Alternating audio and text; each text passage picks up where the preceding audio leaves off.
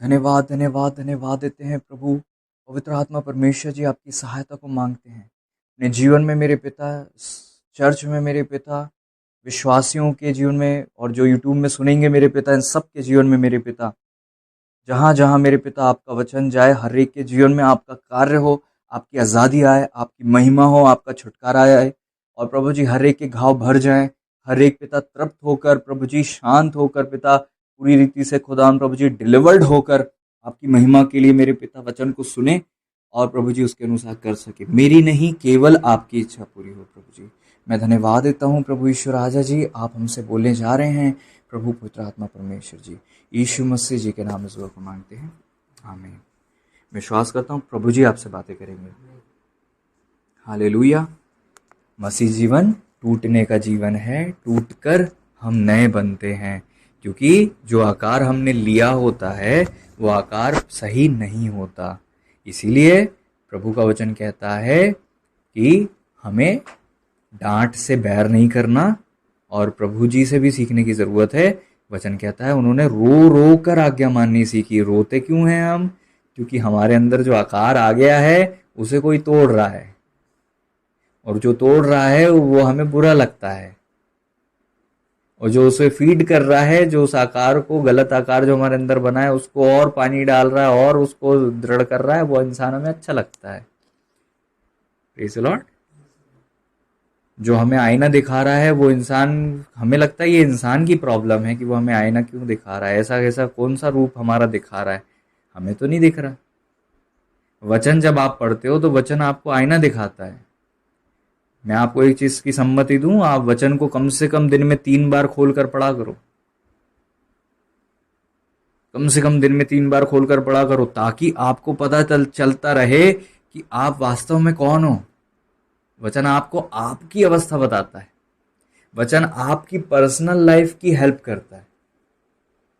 लोग वचन पर, वचन सुनने के लिए डिपेंड है यूट्यूब पर और केवल पास्टर प्रचार करे या चर्च में प्रचार हो, तो आप ठीक नहीं कर रहे हो। आपको दिन में कम से कम 3 बार वचन खोलना चाहिए और पढ़ना चाहिए। तकलीफ होगी लेकिन टूटो, मारो अपने को, आदत को छोड़ो, टाइम पास, टाइम वेस्ट छोड़ो, थोड़ी देर से चालू करो। 10 मिनट के लिए आप बाइबल खोलकर पढ़ो और उस टाइम में आपका ध्यान कहीं नहीं भटकना चाहिए, ताकि प्रभु का आत्मा आपसे बात कर सके और परमेश्वर का आत्मा आपको आकार दे सके। कैसे प्रभु का आत्मा हमारे लिए भेजेगा है ना, पवित्र आत्मा परमेश्वर जी, तो हमारी लाइफ में आकार देते हैं। अब कहाँ कहाँ से आकार मिलता है? प्रभु जी हमसे पर्सनली बात करते हैं लेकिन हम मानते नहीं। स्वप्नों में बात करते हैं, हम समझते नहीं या मानते नहीं समझ के। पास्टर के द्वारा बात करते हैं, हम उसको सुनते हैं और फिर पूछा जाए कि कौन सा सरमन था पिछली बार, तो हम सोचने लगते हैं कौन सा था। प्रभु का काम हमारी लाइफ में तभी हो रहा है जब हम वचन के आड़ में आ रहे हैं। वचन ही हमें सिखाता है और पवित्र आत्मा परमेश्वर जी हमारे जीवन को, बुराई को हटाकर हमारे जीवन में अच्छाई को बल लेकर आते हैं। अब हम सबको मसीह की तरह बनना है, प्रभु के पीछे चलना है, मैच्योर बनना है। तो आप कितना प्रतिदिन परमेश्वर के आत्मा को काम करने दे रहे हो अपने अंदर?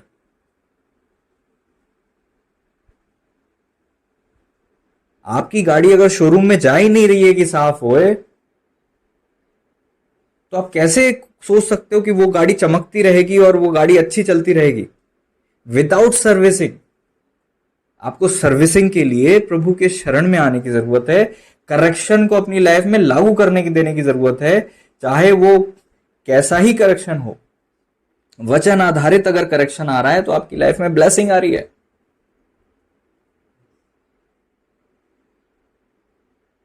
हम अपनी गाड़ियों को लेकर जाते हैं, शोरूम वाले को दे देते हैं और बिल्कुल निश्चिंत होकर बैठ जाते हैं कि आप जो करोगे हमें पूरा भरोसा है वो अच्छा ही करोगे। वो बोलता है ये ठीक नहीं, हम बोलते बिल्कुल ठीक है, अच्छी बात है, निकाल दीजिए, आप बदल दीजिए, है ना। हमारी गाड़ी को उल्टा सीधा टेढ़ा कुछ भी करते रहते हैं और हमें पूरा भरोसा रहता है कि निकल के आएगी तो बेहतर होगी। आप प्रभु जी की प्रेजेंस में चले जाओ, टूटने से मत डरो, साफ होने से मत डरो, करेक्शन से मत भागो, प्रभु के वचन को पढ़ो, फिर प्रभु आपको आजाद करेंगे। और मैं बताऊं, पवित्र आत्मा परमेश्वर जी की प्रेजेंस में टूटना और बनना ज्यादा अच्छा है। लेकिन हम वो करेक्शन जो शोरूम में गाड़ी बनती है उससे हम डरते हैं। जिसने गाड़ी बनाई, उस अगर टीवीएस का शोरूम है, टीवीएस के शोरूम में ही वो गाड़ी सबसे अच्छी सुधर सकती है। लेकिन हमें अब क्या हो गया है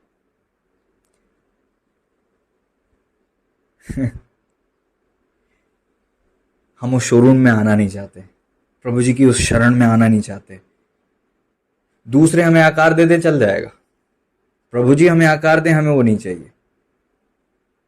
टीवीएस की गाड़ी को लेकर हम सुजुकी के पास जा रहे हैं कि इसको सुधार दो। उसके पास ना नट बोल्ट है उसके, ना ही उसके पास वो टेक्नोलॉजी का नॉलेज है। सबसे बेहतर है प्रभु की उपस्थिति में टूटना और बनना, सबसे बेहतर है। और वो तभी होगा जब आप वचन खोलकर पढ़ोगे और प्रभु जी से मांगोगे, प्रभु जी मुझसे बातें करिए।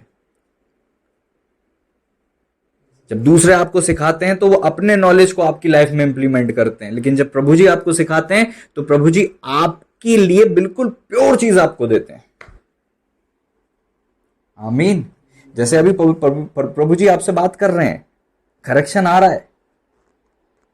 हर प्रकार से अपने आप को करेक्शन के अधीन करने की जरूरत है, लेकिन वो सारे तरीके बेहतर होंगे इसकी गारंटी नहीं है।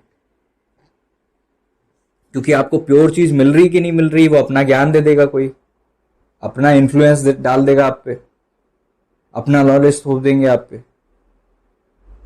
तो क्या हमें इंसान से दूर रहना? नहीं, प्रभु ने ही अभिषेक दिया है शिक्षक का। शिक्षक परमेश्वर ने ही बनाए हैं, और वो शिक्षक होना हमारी लाइफ में बहुत जरूरी है, क्योंकि वो शिक्षक को प्रभु इस्तेमाल करते हैं, प्रभु उसे अपना चैनल बनाते हैं कि हमारी लाइफ में काम करें। Praise the Lord. लेकिन केवल उसी शिक्षक पर डिपेंड नहीं रहना है, प्रभु को अपना शिक्षक मानकर परमेश्वर के वचन के आधार पर जीवन जीने की जरूरत है। तभी तो आप परखोगे कि वो जो बता रहे हैं वो सही है कि नहीं है, वो जो बातें कर रहे हैं प्रैक्टिकल है कि नहीं है, वो जो बातें कर रहे हैं प्रभु की आत्मा की ओर से है कि नहीं है।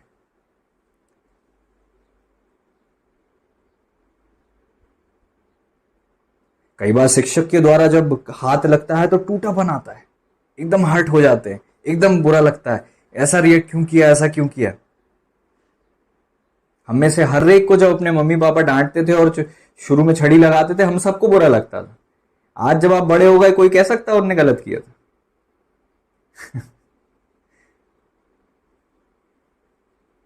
समझ रहे हो?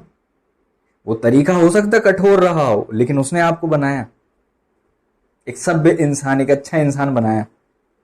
वो परिस्थितियां हो सकता है थोड़ी दयनीय हो रही हो, आपको अपने ऊपर दया आई हो, आप अपने ऊपर ही रोए हो। लोग रोते ना खुद पे, सेल्फ पिटी, हाय मेरे साथ ऐसा हुआ, वैसा हुआ, मेरे साथ ही ऐसा होता है, मेरे साथ हमेशा ऐसा होता है, मेरे साथ हमेशा ऐसा होता है। आप अकेले नहीं हो इस दुनिया में।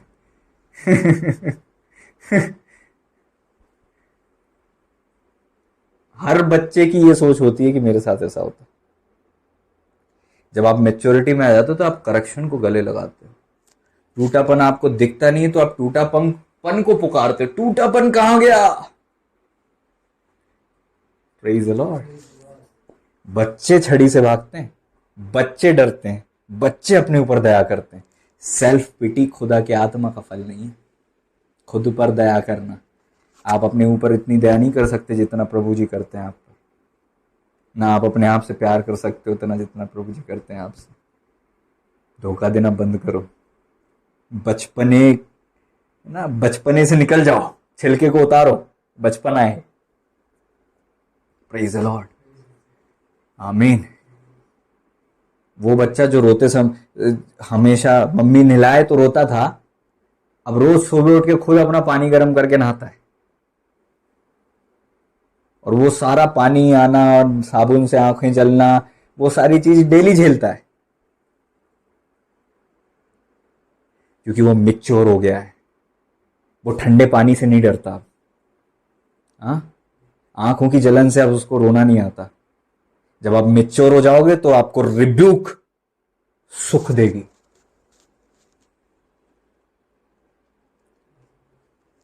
धन्य है वे लोग जो परमेश्वर के द्वारा नियुक्त है हमारे लाइफ में सिखाने के लिए, क्योंकि ये वो लोग हैं जिनके द्वारा प्रभु हमें आकार देते हैं।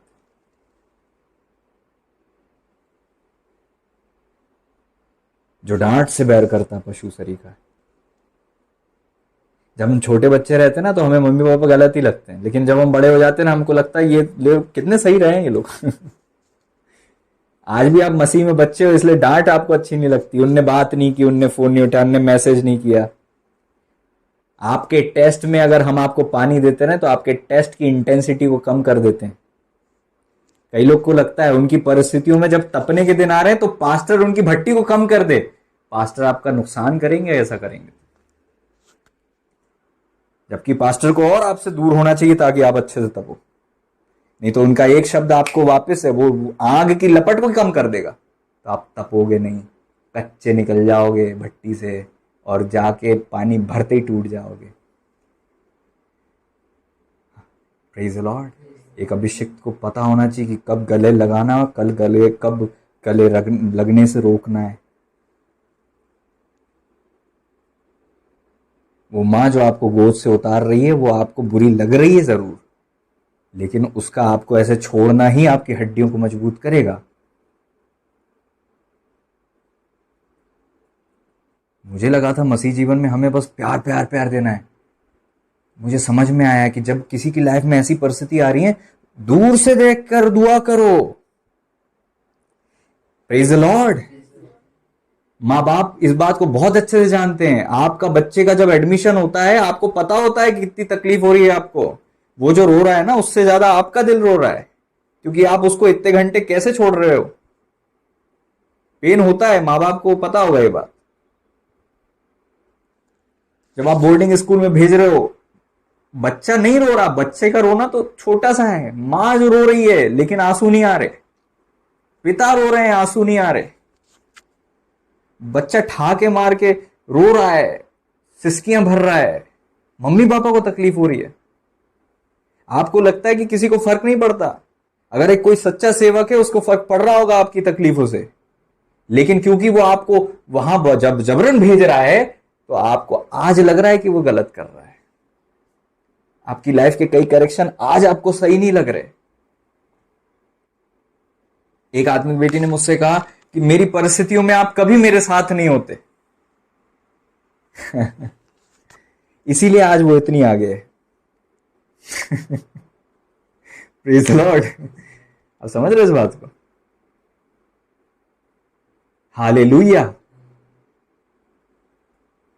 माँ बाप के पास ये समझ और बुद्धि होना चाहिए कि बच्चे का रोना आपको देखकर उसको आपको मजबूत बनने से नहीं रोकना है। परिस्थितियां आ रही हैं। Praise the lord. प्रभु जी ने शेरों के मुंह को बंद किया, शेरों को वहां पर मार क्यों नहीं दिया? दानियल के गिरते ही शेर सब मर क्यों नहीं गए? दानियल के आने के पहले सारे की सारे शेरों को प्रभु ने गायब क्यों नहीं कर दिया? हम यही उम्मीद करते हैं कि हमें तपना ना पड़े, क्योंकि प्रभु हमारे साथ हैं। पास्टर की दुआ से आजादी मिलती है तो पास्टर हमारी लाइफ में झट से दुआ करते हैं ताकि सारी परिस्थितियां हमारी लाइफ में बदल जाए। कुछ परिस्थितियां आपको आकार दे रही हैं, वो बदलने के लिए नहीं है, और जो उसको बदल रहा है और उसमें हाथ डाल रहा है वो प्रभु की योजना में नहीं कर रहा है ऐसा। जहां आपको तप के निकलना है वहां आपको तप के निकलना ही है। आज आप मना कर दोगे, कल फिर वही परिस्थिति चालू हो जाएगी। वो मां उस पीड़ा को देख रही है और फिर भी बोलती है जा जाओ बेटा जाओ जाओ, है ना। स्कूल बस में चढ़ा देती है, बच्चा रो ही रहा है, मम्मी हाथ बढ़ा रहा है, वो रो ही रहा है। उस समय नहीं रोएगी, आके वो भी रो रही है। ये आपको तब तक समझ में नहीं आएगा जब तक आप मां ना बनोगे, और आपको तब तक पास्टर क्या होता समझ में नहीं आएगा जब तक आप खुद पास्टर नहीं बनोगे। और हम में से सब लोग माँ बाप तो बन जाते हैं, पास्टर कभी नहीं बन सकते, इसलिए आप शायद कभी नहीं समझ सकते पास्टर क्या होता है।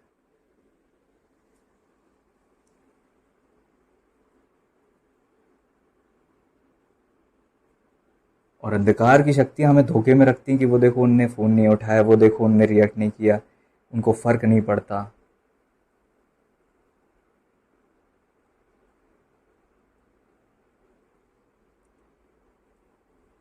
सेवा हम सब कर रहे होंगे, लेकिन पास्टर होकर 4 लोगों को लेकर चलना और उनकी सहना और उनको संभालना एक कठिन काम है।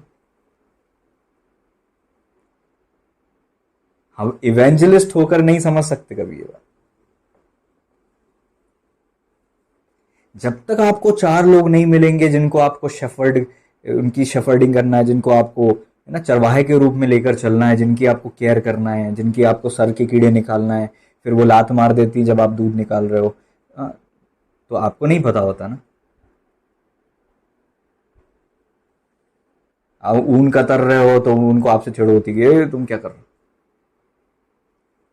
भेड़ों को आप आवाज देते हो, भेड़ें यहाँ आ जाती, बकरियों को आवाज देते हो, बकरी अपनी मनमानी करके चले जाती, फिर जाके चलो पकड़ो, उनका गला पकड़ के फिर लाते हो आप ना, वो उनके नेक में जो बैंड होता है उसको पकड़ के लाते हो, फिर यहाँ सीटी बजा रहे हो, चलो तुम कहाँ भटक गए, चलो इधर आओ, फिर वहाँ। ये काम है एक शेफर्ड का, तकलीफ वाला काम है। इतनी कंफर्ट जोन की लाइफ नहीं जितनी आपकी है। तो हम उनकी पीड़ाओं को नहीं समझते, इसलिए हम गलतफहमी में रहते हैं कि वो ऐसे हैं वैसे हैं, और अंधकार की शक्तियां भी उनके विरोध में हमें लेकर चलती हैं और बकरी का स्वभाव लाती हैं। और बकरी का ये भरोसा होता है कि चरवाहे को पता नहीं है कि मुझे खाना क्या है, तो चरवाहे जो खिलाता वो खाने के बजाय दूसरी पत्तियां खाने के लिए ज्यादा भगती बकरियां। और भेड़ों का स्वभाव होता है चरवाहा जहां जाता वहीं जाएंगी, उनको हरियाली से मतलब नहीं है, उनको किसी भी चीज चकाचौंध से मतलब नहीं है, चरवाहे की आवाज पर चलती हैं। ये भेड़ें ही उन्नति करती हैं। भेड़ों का पेट खराब नहीं होता कभी। भेड़ें जहर खा के नहीं मरती, बकरी कुछ भी उल्टा सीधा खा लेगी और उसको प्रॉब्लम हो जाएगी। किसी भी चरवाहे से पूछ लेना, भेड़ें ज्यादा मरती हैं या बकरियां?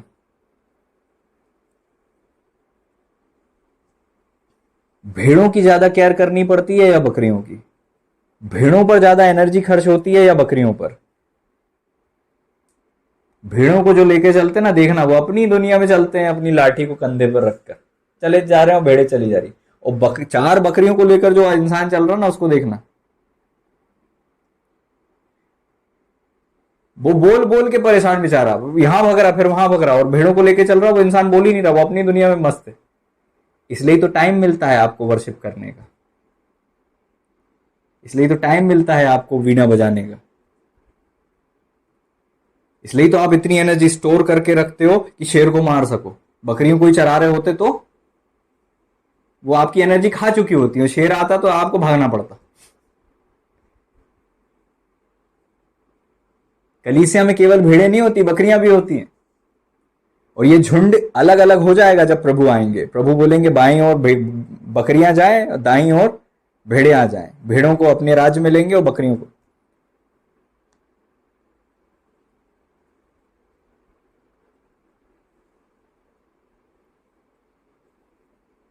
Praise the lord. प्रभु हमसे बातें करें, प्रभु जी हमारी अगुवाई करें। करेक्शन को लाइफ में दूर नहीं करना। आप तब तक बनते रहते हो जब तक आप कुम्हार के हाथ में रहते हो, और कुम्हार के हाथ में जो उंगलियां हैं, कोई उंगली अलग है, कोई उंगली अलग है। आपकी लाइफ में प्रभु किसी ना किसी को इस्तेमाल कर रहा होता है। वचन कहता है सिखाने वाले 10,000 हो सकते हैं। हाँ, कई लोगों के द्वारा प्रभु जी सिखाते हैं। सारी चीजें हमें अब घर बैठे बैठे नहीं मिलती है। क्या आप धन्यवादी हैं उन लोगों के लिए? मैं अपनी बात भी कर रहा हूं कि जिन लोगों के द्वारा हमारी लाइफ में आकार मिला। प्रभु का धन्यवाद हो ऐसे लोगों के लिए।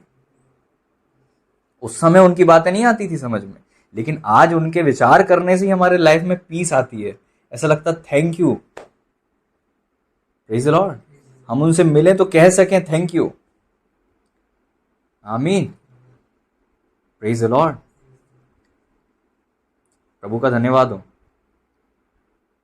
ऐसे लोगों के लिए जिन्होंने हमारी लाइफ में आकार दिया। आमीन। प्रभु का वचन कहता है तूने मेरे सिर पर तेल मला है।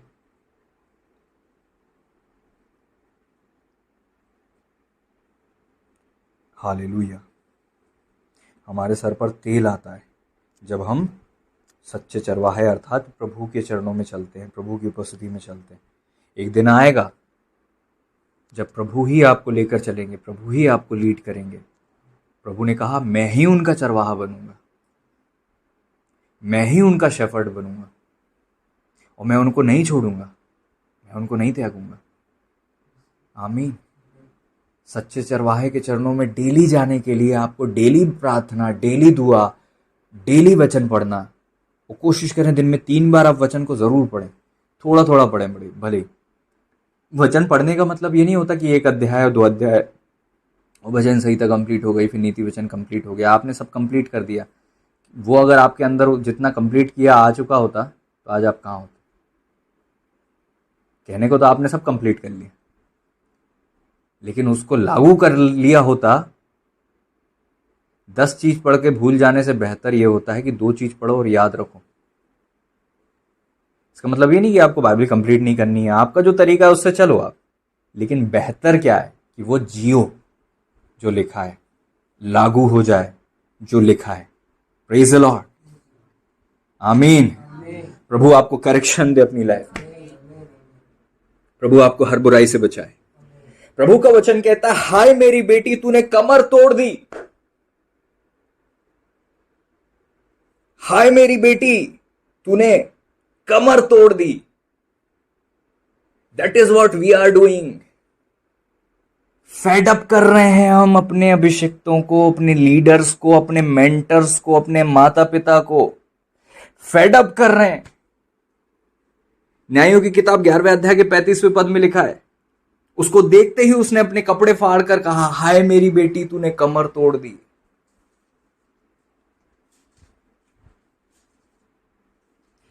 क्या कहा? हाय मेरी बेटी तूने कमर तोड़ दी। हाँ, एक ही बेटी थी, उस अकेली पर आशा थी। इधर सुने, ध्यान से सुने। एक ही बेटी थी, यिप्ता की एक ही बेटी थी। वो उसके स्पिरिचुअल लीडर भी थे।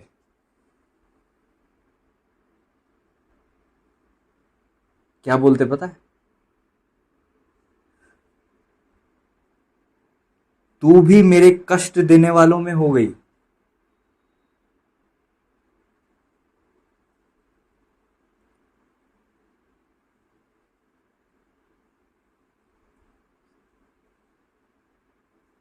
तू भी मेरे कष्ट देने वालों में हो गई।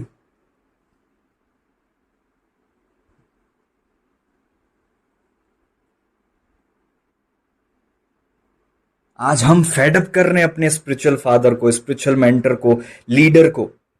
फेडअप। यिप्ता एक वैश्या के बेटे थे। आप 11वां अध्याय पूरा पढ़ना। यिप्ता एक वैश्या के बेटे थे और उस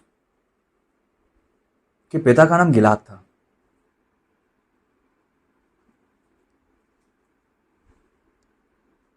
और गिलाद से और भी बच्चे उत्पन्न हुए, वो दूसरी स्थिति से थे। और ये जो उत्पन्न हुए यिप्ता, वो एक वैश्या के थे, वैश्या से उत्पन्न हुए थे, वैश्या के बेटे थे। और जब वो उनके ये गिलाद के और बेटे, इनके भाई जब बड़े हुए तो इनने उनको भगा दिया कि तुम जाओ, तुम दूसरी औरत के बच्चे हो, तुम्हें हम संपत्ति में अधिकार नहीं देंगे।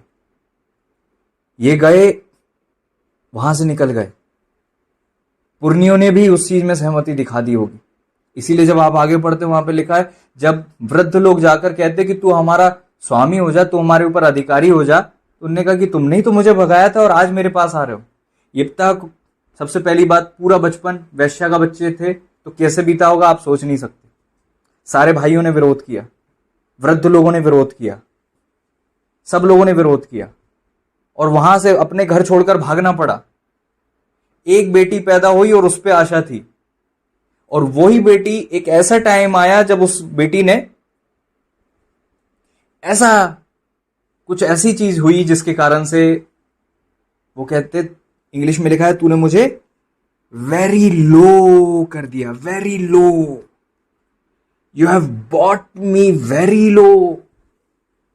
हाय मेरी बेटी तूने कमर तोड़ दी। कई बार स्पिरिचुअल लीडर का भरोसा केवल आप पर होता है, क्योंकि वो इतना धोखा खा चुके होते हैं, उनको किसी न किसी नए व्यक्ति से आने पर उम्मीद आ जाती है। सबसे उम्मीद नहीं करते। क्लास में भी टीचर जो रहती है मॉनिटर से उम्मीद करती है। कम लोग होते हैं जिन पे भरोसा होता है कि ये अच्छे मार्क्स लाएंगे।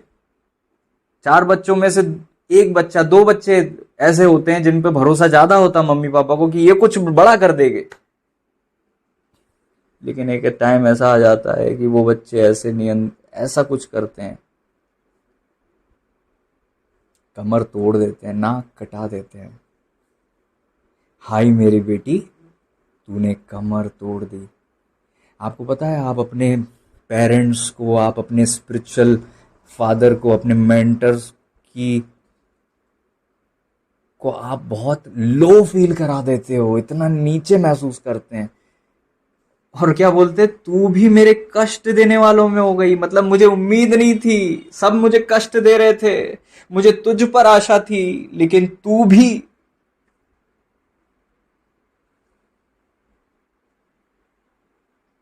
यहां पे दर्द दिख रहा है उस पिता का जो कहते हैं कि तूने मेरी कमर तोड़ दी, क्योंकि मुझे सबने दुख दिया था। कभी ये नहीं सोचा था कि तू भी ऐसा करेगी, तू भी दुख देगी। सब जगह से घायल थे, तुझ पर आशा थी और लग रहा था कि हाँ चलो एक तो है जैसे हम देखकर सोच सकते हैं कि चलो ये कुछ बड़ा करेगी। लेकिन हाय मेरी बेटी, तूने कमर तोड़।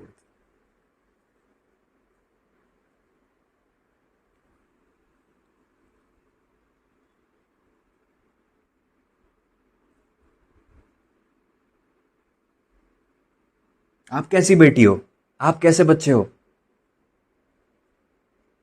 कमर तोड़ने वाले, शर्मिंदा करने वाले, फेडअप करने वाले।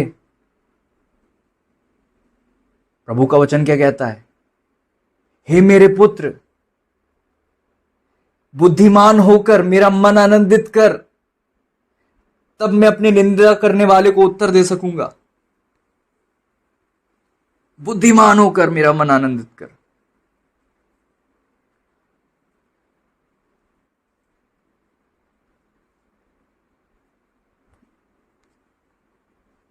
प्रभु की उम्मीद, आशा आप पर है, प्रभु की दृष्टि आप पर है।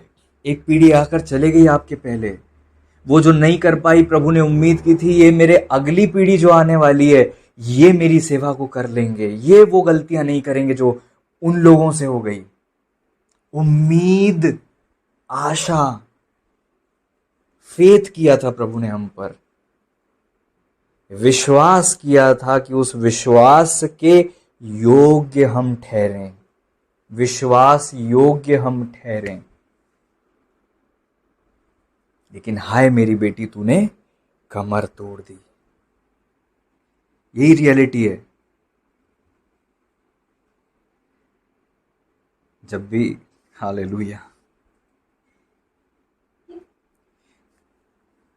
कई बार स्पिरिचुअल लीडर हमारे जीवन में काम कर रहे होते हैं और हमें उसका महत्व समझ में नहीं आता। कुछ लोग हमारे लिए जितना उनको चलना चाहिए उस मील से ज्यादा, 1 मील की बजाय 2 मील चले जाते हैं। थोड़ा सा टाइम देना था, हमें एक्स्ट्रा टाइम दे देते हैं। थोड़ा सा इन्वेस्ट करना था, एक्स्ट्रा इन्वेस्ट हो जाते हैं। लेकिन उसके बाद भी अगर उनको वापस वो उसका फल नहीं मिलता तो उन्हें पीड़ा होती है। हमको लगता हम ही पीड़ा में हैं, हमारे कारण से शायद हमारे लीडर्स पीड़ा में हों।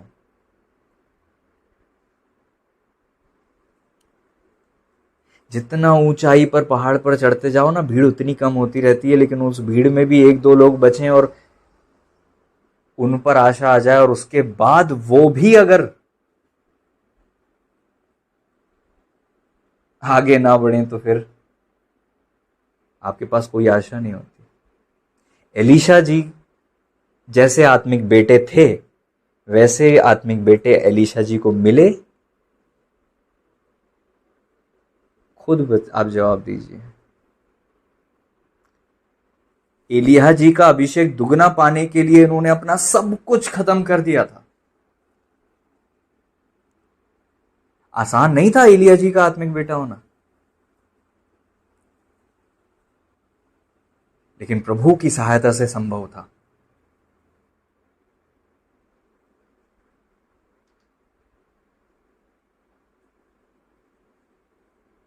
हालेलुया। प्रभु हमें ऐसा स्पिरिचुअल मेंटर बनाए जो प्रभु की आत्मा की अगुवाई में पूरी तरह से चले। एलीशा जाकर बोलते, मुझे जाने दे कि अपने 12 जोड़ी बैल को मैं वध करूं, घर वालों से विदा होके आऊं। उन्होंने कहा, मेरा तो उससे क्या काम। हमारी कमजोरी, हमारी वीकनेस के कारण से वो नहीं बदलते, बल्कि अपने अनुसार चलते हैं।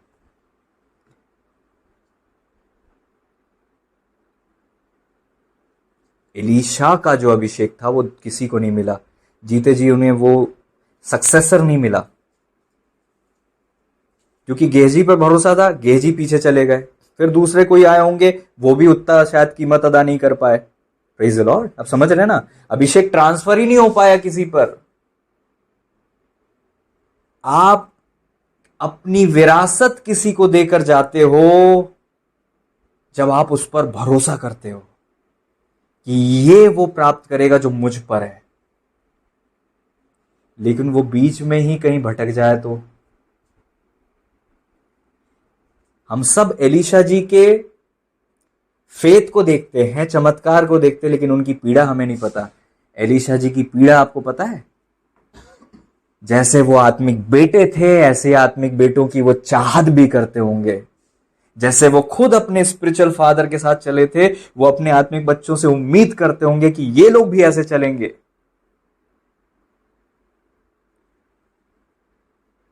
यहां पर यिप्ता कहते हैं कि तूने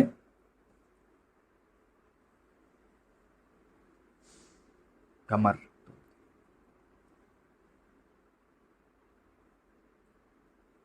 एलीशा जी जीते जी इंतजार करते रह गए कि कोई उस अभिषेक को प्राप्त करेगा, कोई नहीं रहा।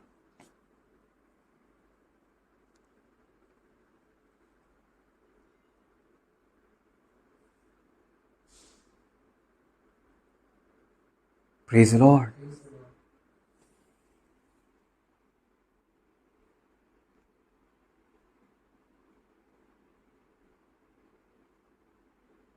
लोग स्पिरिचुअल मेंटर्स आपके लिए एक्स्ट्रा मील चल रहे हैं, 1 मील की बजाय आप 2 मील चल रहे हैं, बट आप उसमें भी फल नहीं ला रहे हो। आपको तो बेहतर बनना था, आपको अपने पिताओं से बेहतर बनना था। यह आपकी होड़ होनी चाहिए थी, यह आपकी डिजायर होनी चाहिए थी। इलिया जी कहते, मैं अपने पिताओं जैसा नहीं हूं। आपकी डिजायर होनी चाहिए थी कि आपको बेहतर बनना है। यहोशू से सीखो।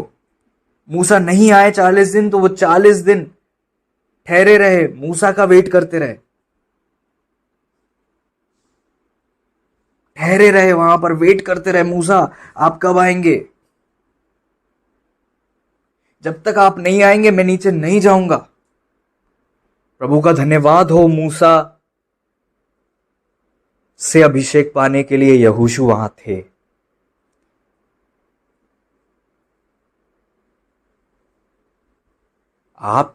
क्या आप आगे विरासत बढ़ाने के लिए तैयार हो भी?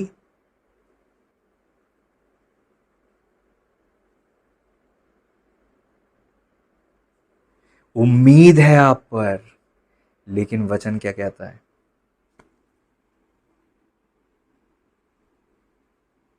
बहुत जरूरी है कि हम अपने शारीरिक रूप से जो माता पिता हैं उनका बहुत ज्यादा आदर करें, और आत्मिक रीति से भी जो हमारे स्पिरिचुअल मेंटर्स हैं उनका भी हम रिस्पेक्ट करें। बहुत जरूरी है। प्रभु का वचन कहता है मलाकी 4 अध्याय के 6 पद में कि वह माता पिता के मन को उनके पुत्रों की ओर और पुत्रों के मन को उनके माता पिता की ओर फेरेगा, ऐसा ना हो कि मैं आकर पृथ्वी का सत्यानाश करूं। पृथ्वी का सत्यानाश कब हो रहा है? जब माता पिता और पुत्रों का जो है मन फोकस्ड नहीं है। क्या होता है जब आप हर्ट हो जाते हो तो फिर आप उम्मीद करना छोड़ देते हो, फिर आप अपनी अपनी दुनिया में आ जाते हो, वो अपनी दुनिया में चले जाते हैं, और बीच में बहुत बड़ी दरार और दूरी आ जाती है, और यही शत्रु चाहता है। और प्रभु जी ने कहा कि मैं एलिया को भेजूंगा और क्या करूंगा, माता पिता के मन को वापस लगाऊंगा, बच्चों के मन को वापस लगाऊंगा, ताकि उनका मन एक रहे और वो अगली विरासत को वो सारी चीजें दे सकें जो उनको देना है।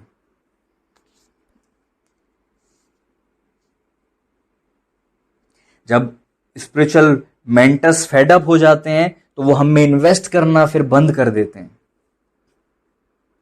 और उनके द्वारा इन्वेस्टमेंट बंद हो जा रहा है तो फिर वो बहुत खतरनाक है।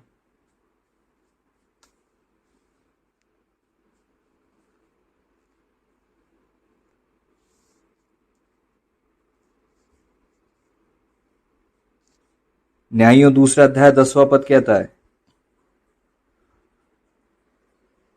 न्यायियों दूसरा अध्याय 10वां पद क्या कहता है पता है? और उस पीढ़ी के लोग, यहां से ध्यान से सुनिए फिर आप पढ़िएगा, और उस पीढ़ी के सब लोग भी, ध्यान से सुनिए, इधर इधर सुनिए, उस पीढ़ी के मतलब एक जनरेशन के पहले एक पीढ़ी थी, उसके पहले भी एक पीढ़ी थी, उसके पहले भी एक पीढ़ी थी, तो ये उस पीढ़ी की बात हो रही है। उस पीढ़ी के सब लोग भी अपने अपने पितरों में मिल गए, डेथ हो गई सबकी, चले गए, प्रभु में सो गए। तब उसके बाद जो दूसरी पीढ़ी हुई, उसके लोग ना तो यहोवा को जानते थे, ना उस काम को जो उसने इज़राइल के लिए किया था। ये कब की बात है पता है? यहोशू के बाद की बात है। बच्चों को यह नहीं पता था यहोवा कौन है। इतना बड़ा डिजास्टर आप कल्पना कर सकते हो? अगली पीढ़ी यहोशू को देख चुकी है, मूसा को देख चुकी है, यहोशू के द्वारा परमेश्वर के काम को देख चुकी है, परमेश्वर ने उनको मन्ना खिलाया देख चुकी है, इनके वस्त्र बड़े हो गए ये देख चुकी है, बादल का खंबा अग्नि की ज्वाला देख चुकी है, यर्दन दो भाग होना देख चुकी है, परमेश्वर ने कैसे जिताया देख चुकी है, और उनके डायरेक्ट बच्चे, उनसे पूछ लो परमेश्वर कौन है, उनको नहीं पता।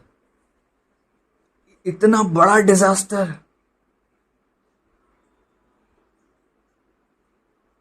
बहुत डेंजर है।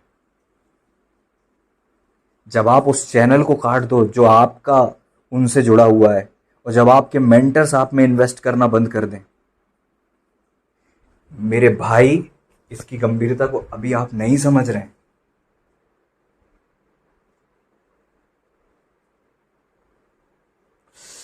काश हम समझ जाएं इसकी गंभीरता को, काश हम समझ जाएं इसकी गंभीरता को।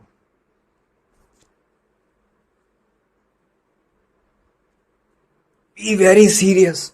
प्रभु आपसे बातें करें, हालेलुया। इसलिए इजरायली वह करने लगे जो यहोवा की दृष्टि में बुरा है, बाल नामक देवताओं की उपासना करने लगे। Can you imagine? उनके मम्मी पापा परमेश्वर की सेवा करते थे और ये लोग जानते ही नहीं परमेश्वर कौन है। आप जो माता पिता हो, चाहे आप स्पिरिचुअल हो चाहे आप बायोलॉजिकल हो, आपके बच्चे वही बन रहे हैं जो आप बना रहे हो। और ये जो माता पिता की सोच है, आज इसको करेक्शन आना चाहिए। करेक्शन आए, प्रभु जी से मेरी विनती है। आपको लगता है आपके मम्मी पापा को या तो आपके पास्टर बनाएंगे या परमेश्वर बनाएंगे? लगता है ना आपको? ये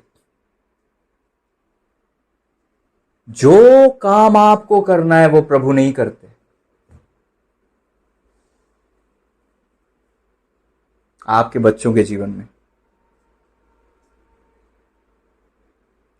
इन लोगों को प्रभु जी ने स्वयं क्यों नहीं प्रकट किया?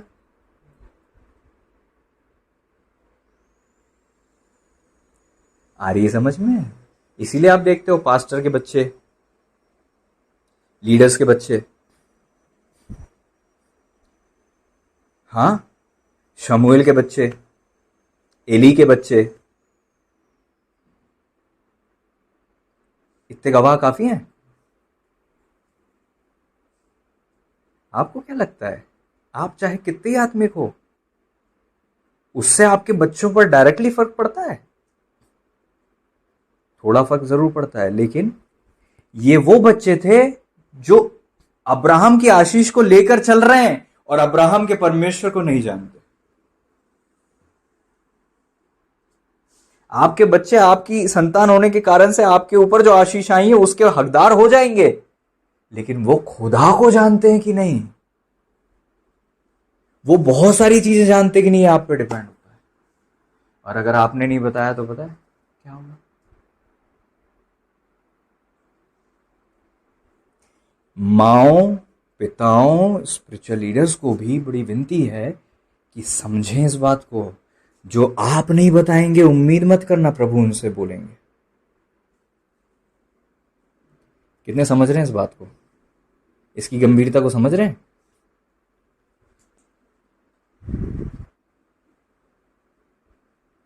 इसीलिए बालक यीशु जाकर पूछने लगे, मेरे विषय में क्या लिखा है?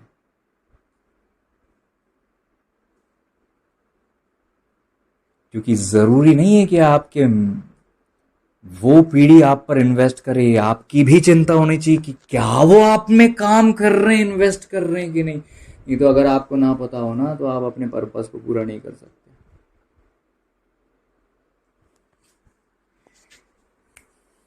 Be very serious.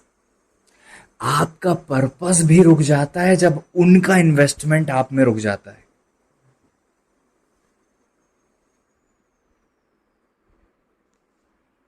ध्यान से सुनो, देखो यहां क्या लिखा है। लूका 1:13-17, जल्दी निकालो। लूका 1:13-17। लूका 1:13-17 यहां लिखा है। अब ध्यान से सुनना, बहुत ध्यान से सुनना। परंतु स्वर्गदूत ने उससे कहा, हे जकरिया, भयभीत ना हो। ये जकरिया कौन है? यूहन्ना बपतिस्मा दाता के पिता। हे स्वर्गदूत आकर कहते हैं, जकरिया भयभीत ना हो, क्योंकि तेरी प्रार्थना सुन ली गई है और तेरी पत्नी एलीशिबा से तेरे लिए एक पुत्र उत्पन्न होगा और तू उसका नाम यूहन्ना रखना। Praise the Lord. स्वर्गदूत ने जाके एलीशिबा से नहीं कहा, स्वर्गदूत ने जाके यूहन्ना से नहीं कहा, स्वर्गदूत ने किससे कहा? पिता से। इन पॉइंट्स को पकड़ के चलना आगे।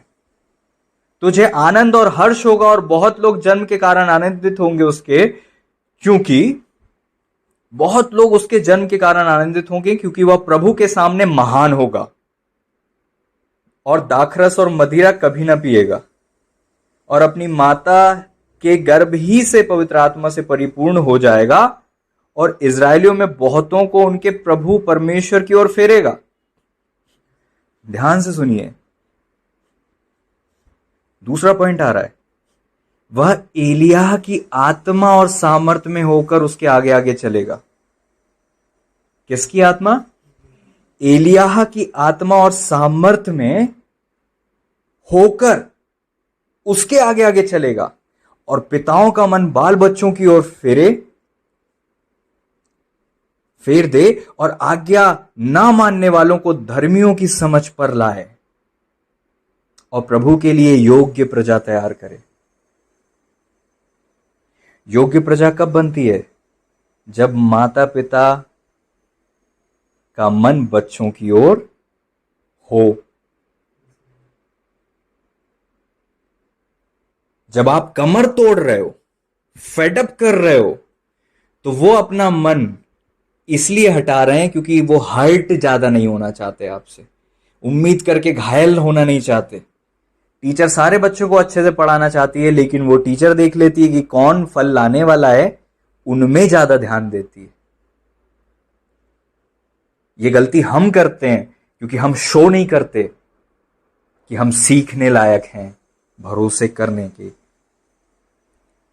आज्ञा ना मानने वालों को धर्मियों की समझ पर लाए।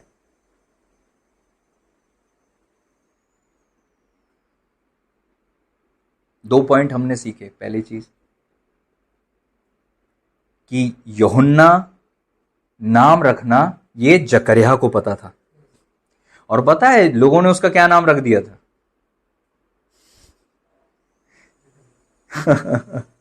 लोगों ने उसका कुछ और नाम रख दिया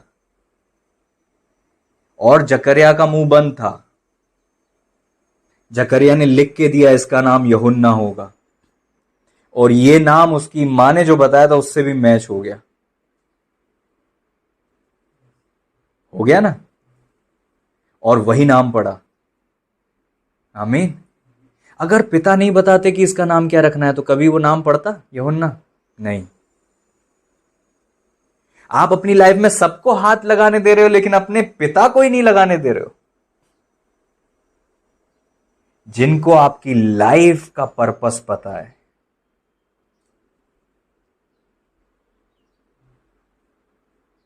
उनके हाथ ही नहीं लग रहे हैं आप पर। फेड अप कर रहे हो कि वो बैक हो जाए। देखो एक और वचन हम पढ़ेंगे।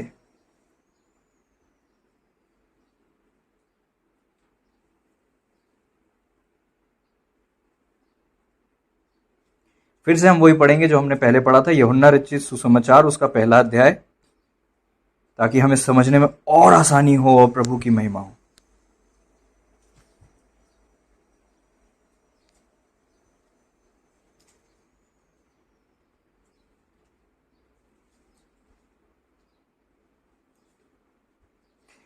पहला अध्याय का 20वां पद, आगे 21वां पद हम पढ़ते हैं। अगर हम 20 से ही पढ़ते हैं तो मना करते हैं वो। 21वां पद हम पढ़ते हैं।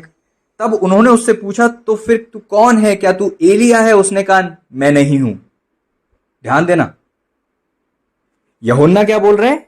मैं एलिया नहीं हूं, बोला इनने। अब देखो मत्ती 11:7 से आगे,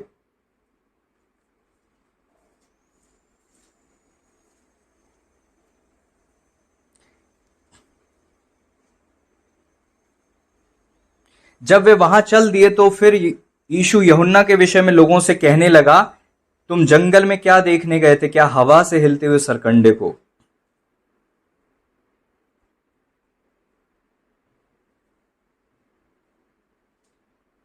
आगे हम पढ़ते हैं तो वहां लिखा है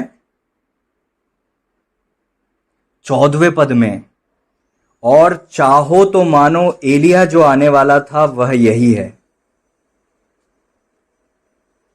प्रेज द लॉर्ड। इधर ध्यान दीजिए, बाद में आप बाइबल पढ़िएगा। चाहो तो मानो यही एलिया है। प्रभु ने कहा, यूहन्ना ने कहा मैं एलिया नहीं हूं। कौन सही है?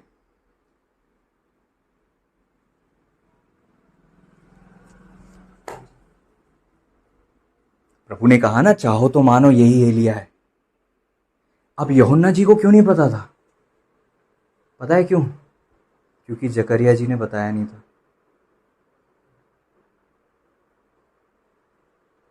स्वर्गदूत ने आके जकरिया जी को क्या बोला था? एलिया की आत्मा और सामर्थ्य में होकर ये वो काम करेगा जो एलिया आने वाला था वही कर रहा है। मलाकी 4 अध्याय में लिखा हुआ है, जब मैं एलिया को भेजूंगा अपने माता पिता के और मन को करेगा।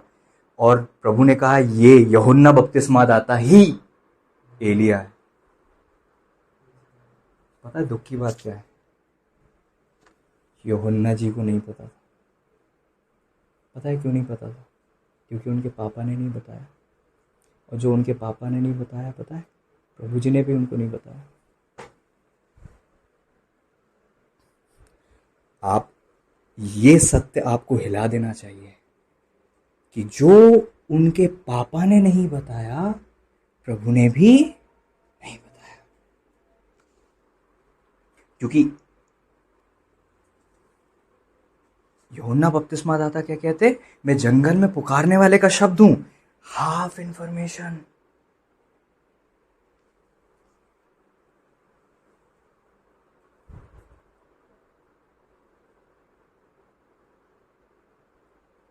ये वो सत्य था जो उन्हें खुद भी नहीं पता था अपने विषय में, जो प्रभु कह रहे हैं कि ये वही है। और जकरिया को पता था कि वही है, स्वर्गदूत ने बोला था कि वही है, और उनको खुद को नहीं पता था वही है।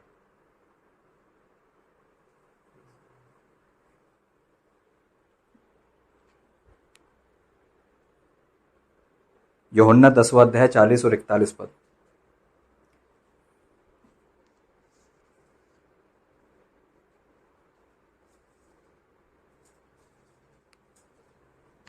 प्रभु आपका नियंत्रण हो मेरे पिता, हम आपका स्वागत करते हैं ईश्वर राजा जी, पवित्र आत्मा परमेश्वर जी।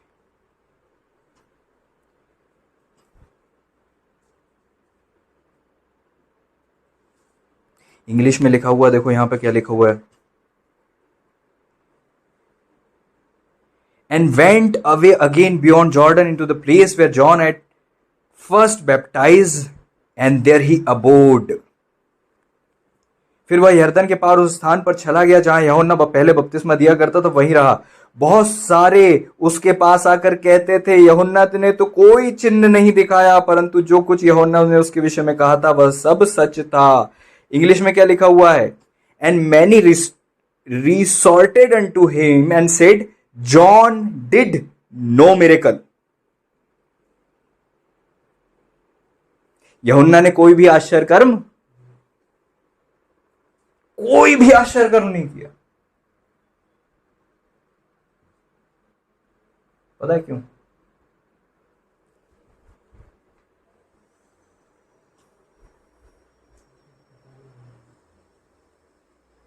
जबकि एलिया की आत्मा में होकर आए थे तो आश्चर्य कर्म तो,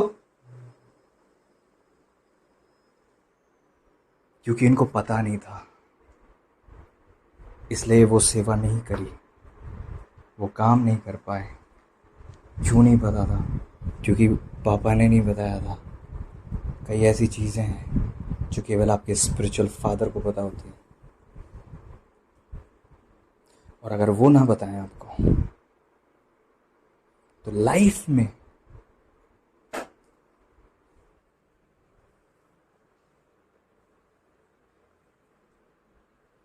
आप अपने पर्पस तक नहीं पहुंचते। डेंजर है ना? हमें तो बस प्रभु जी की जरूरत है। बिल्कुल सच है, हमें प्रभु जी की ही जरूरत है। मैं नहीं बोल रहा हूं हमें स्पिरिचुअल फादर को ढूंढने की जरूरत है, मैं नहीं बोल रहा हूं ये। हमें केवल यीशु मसीह की जरूरत है, परमेश्वर की जरूरत है। लेकिन जो काम प्रभु ने आपके ऊपर के लोगों को दिया है, वो प्रभु चाहते हैं कि वो ही करें। पिताओं ने नहीं बताया तो बच्चों को पता ही। प्रभु ने इसीलिए कहा था पिताओं से पत्थर बीन लेना। अब याद आ रहा है? आपको लगता है आप मां होकर जो काम नहीं करोगे वो आपका पास्टर और प्रभु जी करेंगे? गलतफहमी में मत रहना कि मैं दुआ करती हूं। केवल दुआ काफी नहीं है, आपको अपने बच्चों के लाइफ में प्रभु को वास्तविक बनाना पड़ेगा। 1-on-1 उनका एनकाउंटर प्रभु से हो जाए, उसकी पूरी कोशिश करना पड़ेगा। और जब तक वो प्रभु में नहीं आ जाते, समर्पित नहीं हो जाते, आपको हथियार नहीं डालने, आपको लगे रहना पड़ेगा। प्रभु ने जब आपको संतान दी थी तो वो कोरी थी, पाप रहित थी। आपको जब प्रभु को संतान देना है वापस, तो आपको भी ऐसे ही देना पड़ेगा।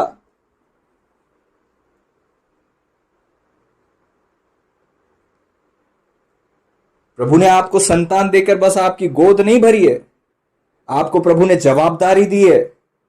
और अगली पीढ़ी बिगड़ सकती है अगर आप केयरफुल नहीं रहे तो। और ये काम आप जो प्रभु को करने के लिए बोल रहे हैं, प्रभु ने आपको करने के लिए दिया है। It's a big responsibility to be a parents, guardians, spiritual leaders, spiritual father. बहुत बड़ी जवाबदारी है। आप उनकी लाइफ को रोक भी सकते हो उन्नति करने से, और आप उनकी लाइफ को ब्लेस भी कर सकते हो कि उन्नति करे। और ये रिश्ता एक तरफा नहीं है कि बस स्पिरिचुअल फादर को हमारी लाइफ में या मम्मी पापा को हमारी लाइफ में काम करना चाहिए, बल्कि ये दो तरफा है कि पिताओं के मन को उनकी ओर और बाल बच्चों के मन को पिताओं की ओर। ये डबल चैनल है। वो क्या व्यवहार कर रहे हैं ये तो इंपॉर्टेंट है ही, आप उनसे कैसा व्यवहार कर रहे हो ये भी इंपॉर्टेंट है। उस बच्ची ने के लिए क्या कहा, हाय मेरी बेटी तूने कमर तोड़ दी। It's not a joke. आप खेल नहीं सकते इस चीज से कि आप अपने माता पिता के साथ ढंग से नहीं रह रहे हो, अपने स्पिरिचुअल फादर का रिस्पेक्ट नहीं कर रहे हो और आप सोच रहे हो आपका भला होगा। माता पिता का आदर कर, तब तेरा भला होगा और तू जिएगा ज्यादा। प्रभु में जो माता पिता हैं, आज्ञाकारी रहो उनके प्रति।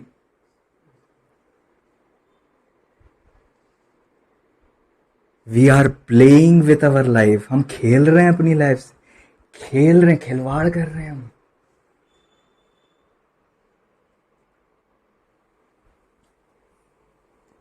आपको पता होगा कई ऐसी चीजें आपके स्पिरिचुअल लीडर को पता थी आपके लिए, जो उन्होंने आपको कभी नहीं बताई। किसी को पता है? कई चीजें उनको दिखती थी और आपको नहीं बताई उनने। इस कारण से कई चीजों में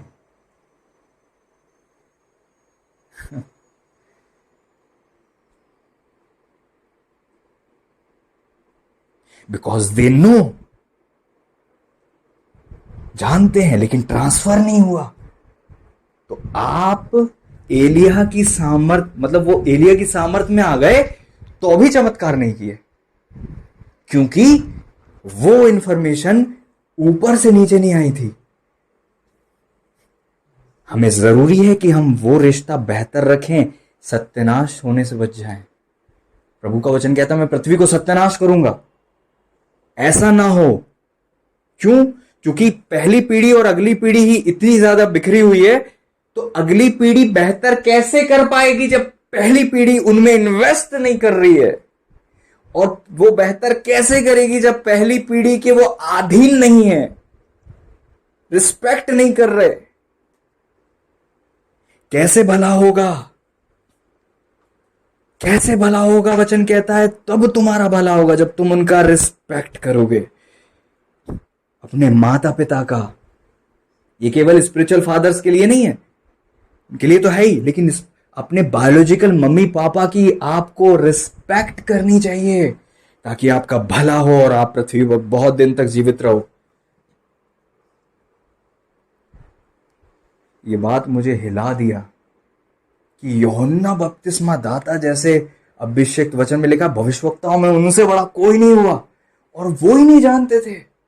इतनी अलगताई का जीवन के जंगल में रहते थे, गर्भ में परमेश्वर के आत्मा से भर गए, उसके बाद पापा ने नहीं बताया तो इतना बड़ा।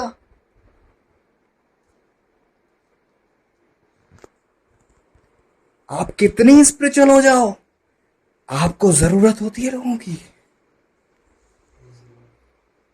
आपकी मैच्योरिटी इस पे ही है कि आप व्यवहार कैसे करते हो।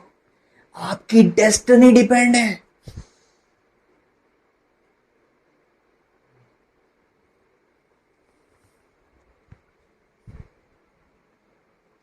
डेस्टिनी डिपेंड है, पर्पस डिपेंड है।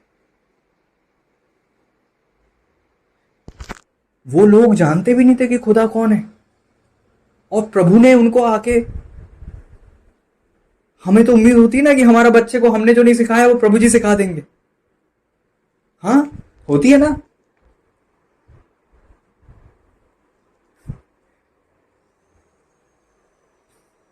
ये अपने जीते जी जान नहीं पाए कि मैं एलिया हूं,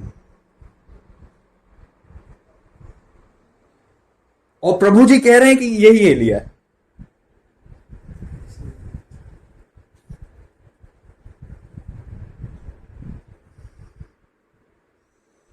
ऐसे भी लोग हैं जो अपने स्पिरिचुअल फादर का रिस्पेक्ट नहीं करते, माता पिता का रिस्पेक्ट नहीं करते, वो भटक रहे हैं, उनको पता ही नहीं कि उनके ऊपर बुलाहट कितनी बड़ी है, कुछ भी सेवा कर रहे हैं, कुछ भी कर रहे हैं। मैं सही कह रहा हूं मेरे भाई? यूहन्ना बपतिस्मा दाता चल रहे थे, लेकिन उनको पता नहीं था कि वो कौन है, जबकि प्रभु जी जानते थे, उनके बायोलॉजिकल पापा जानते थे, परमेश्वर जानते थे।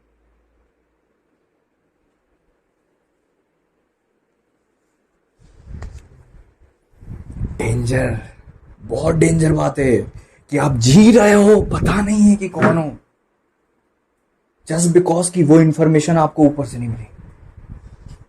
अपने मेंटर से नहीं मिली। तो उनको फेडअप करना, उनको वेरी लो करना, उनकी कमर तोड़ देना नुकसान तो करता ही होगा ना। इसलिए जब भी हम उन्नति करने के लिए प्रभु से पहली दुआ करते हैं, प्रभु जी मुझे उन्नति दीजिए, प्रभु जी बोलते हैं पहले उनसे बात करो, क्षमा मांगो।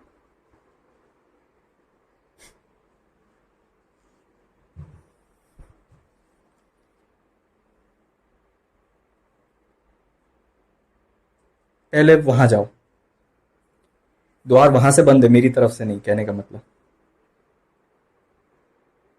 डेंजर है ना। तुम्हारी उन्नति नहीं हो पाएगी अगर वो क्षमा नहीं करें। द्वार उनने बंद किया और उनने भी नहीं किया, हमने खुद कर दिया, क्योंकि ये डबल चैनल है। एक तो उनकी तरफ से हमारे पास आता है और एक हमारी तरफ से उनके पास जाता है। केयरफुल, ये अंत के दिन है। यहां पर ये वाली गड़बड़ी आपकी लाइफ को रोक सकती है, पर्पस से भटका सकती है, डेस्टिनी से रोक सकती है। कमर तोड़ना बंद करो, रिस्पेक्ट करना चालू करो अपने मम्मी पापा का, अपने स्पिरिचुअल गार्डियंस का, अपने स्पिरिचुअल माता पिता का। अरे आप धन्य व्यक्ति हो कि आपको शरीर में भी माँ बाप मिल गए, आत्मा में भी आपको स्पिरिचुअल कवरिंग मिल गई। आप तो ब्लेस्ड व्यक्ति हो, उसके बाद आप उन्नति नहीं कर रहे हो। Praise the Lord. याकूब से सीखो जाकर, और एसाव से सीखो। एसाव बाद में रो रहा था, कुछ नहीं बचा पापा, कुछ भी नहीं बचा, कुछ तो दे दो मुझे, कुछ तो दे दो। उनको पता था मेरी मेहनत से नहीं होता, इनके मुंह से निकल गया।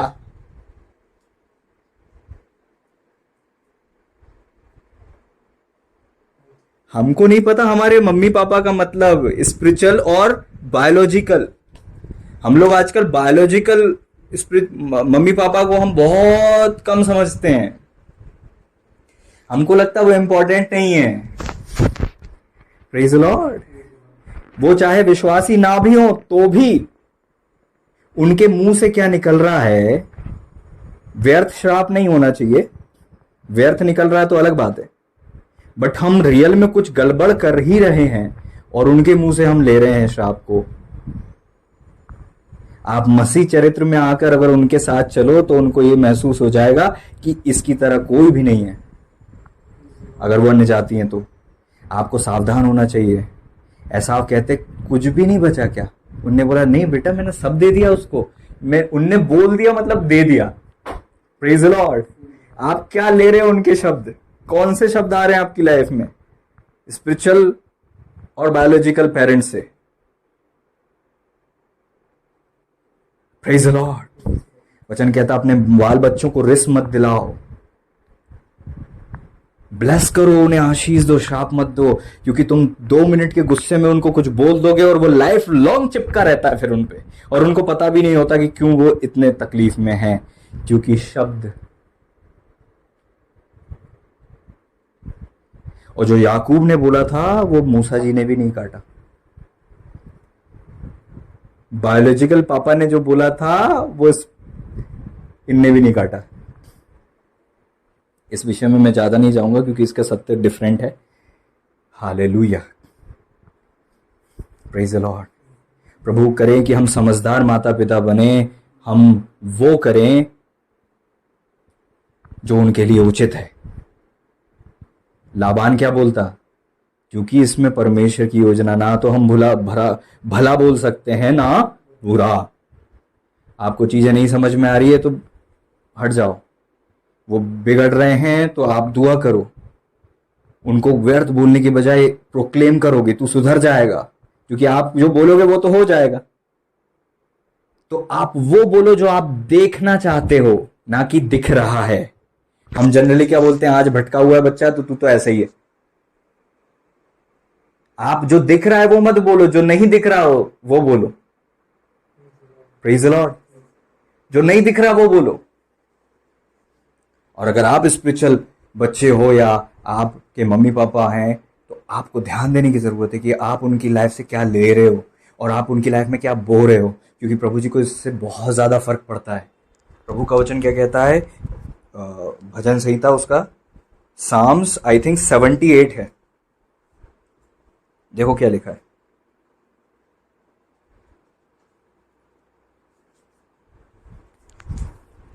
साम्स 78।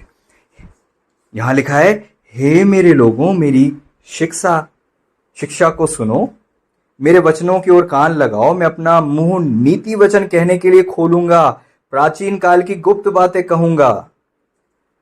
आज हमारी पीढ़ी में ये बातें नहीं है। ये जो व्यक्ति हैं, ये जो दास है, वो क्या बोल रहे हैं, मेरी सुनो, मेरे को बहुत पुरानी बातें पता है। इनको पुरानी बातें क्यों पता है? क्योंकि उनके पापा लोग सारी बातें जो जानते थे वो बताते हुए आ रहे थे। और ये व्यक्ति एक जवाबदार सेवक है, और क्या बोलते, मैं प्राचीन बातें कहूंगा, जिन बातों को हमने सुना। अब समझे क्या किया हमने? सुना, मतलब किसी ने सुनाया, मतलब ये इंफॉर्मेशन हमें अगली पीढ़ी से मिली, डायरेक्ट प्रभु जी से नहीं, अगली पीढ़ी से। प्रभु जी कई चैनल से बात करते हैं, एक ही जगह से बात नहीं करते। Praise Lord. ये चैनल भी प्रभु का ही चैनल है। इस चैनल को बंद मत कर दो कि नहीं, इससे हमें नहीं सुनना, हमें प्रभु से ही सुनना है, ऐसा नहीं करना। ये चैनल बंद हो गया तो देखा आपने, अभी हमने पढ़ा। Praise Lord.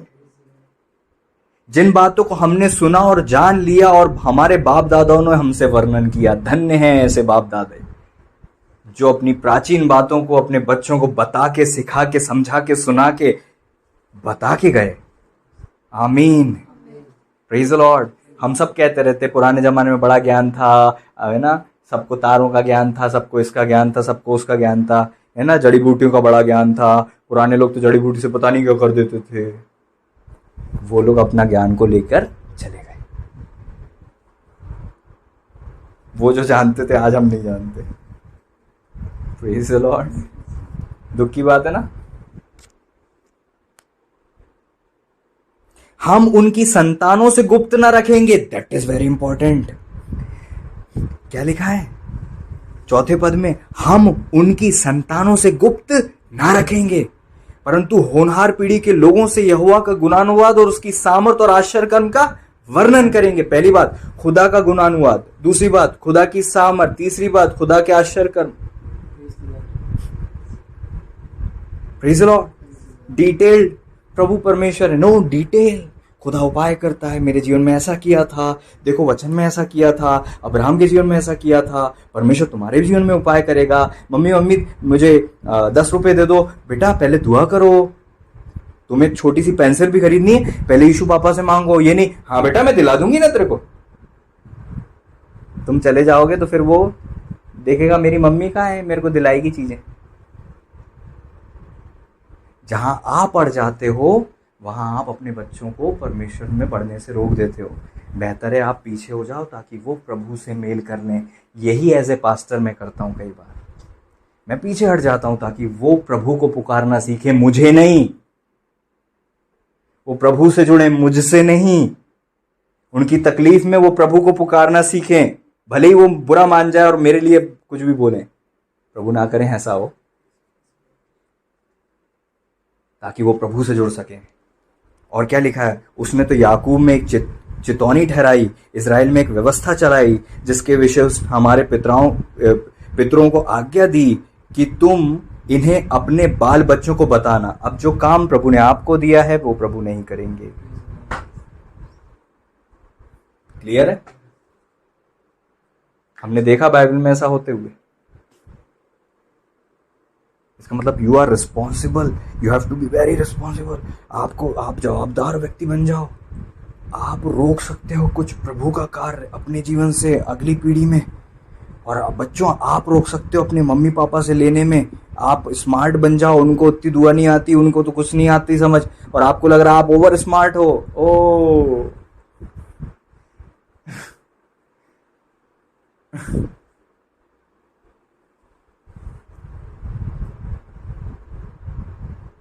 ऐसा करके आपने अपनी ब्लेसिंग को रोक दिया है, काट दिया है, और आप बोल रहे हो अब प्रभु हमें आशीष दें।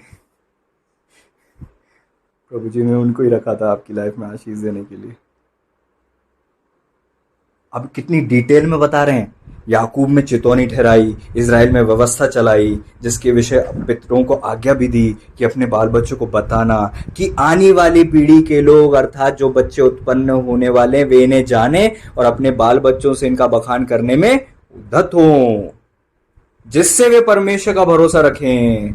आपके बच्चे परमेश्वर पर भरोसा रखते हैं कि आपकी पर्स पे या आप पे डिपेंड है? बच्चा जरा रोया नहीं और आपने प्रभु से जोड़ने की बजाय खुद से जोड़ दिया, बेटा बेटा मैं हूं ना, मेरे से बोला कर, पापा से मत बोला कर, मैं हूं ना तेरे। गलत कर रहे हो, गलत कर रहे हो। परवरिश में त्रुटियां हैं आपकी। प्रभु का धन्यवाद। उदास कहते मैं तो जन्मते ही तुझ पर छोड़ दिया गया, धन्य है वो माता जिसने छोड़ दिया था, जिसने बच्चे को बचपन से परमेश्वर पर भरोसा रखना सिखाया था, अपने मम्मी पापा पर नहीं, उनके पर्स उनके बैंक बैलेंस पे नहीं कि पापा आए गोद में चढ़ जाओ। बड़े हो जाने के बाद भी आपके बच्चों को नहीं पता होता परमेश्वर कौन है। आने वाली पीढ़ी जाने इस बात को और परमेश्वर पे भरोसा रखना सीखें। ईश्वर के बड़े बड़े कामों को भूल न जाएं, परंतु उसकी आज्ञाओं का पालन करें और अपने पितरों के समान ना हो। कई बार हम अपनी कमजोरियां नहीं बताते, मत बताइए आप, लेकिन कम से कम ये तो बताइए कि क्या गलती करने से क्या होता है।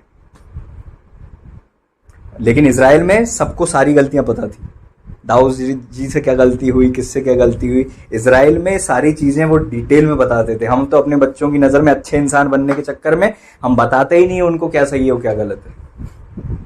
हम बताते ही नहीं कि हमने बेटा ये गलती करी थी, उस गलती के कारण से हम जब छोटे थे, हम जब जवान थे, हमने ये गलती करी थी और वो पाप हमने जो किया उसका श्राप अभी भी आप पे आ गया है और हम उसको दूर नहीं कर पाए किसी भी कारणवश। आपको उसको दूर करना है और इस आंख बंद मत करना है इस श्राप से निपटने में, क्योंकि अगर इसको नहीं करोगे तो ये अगली पीढ़ी में चले जाएगा। जो सांप आप नहीं मारोगे आपके बच्चों को वो अजगर मिलेगा, पता है। अगर आज आप सांप छोड़ रहे हो तो अगली पीढ़ी में वो अजगर मिलेगा। आपके लिए उस सांप को मारना ज्यादा आसान है अगली पीढ़ी में थोपना आगे ट्रांसफर करने की बजाय।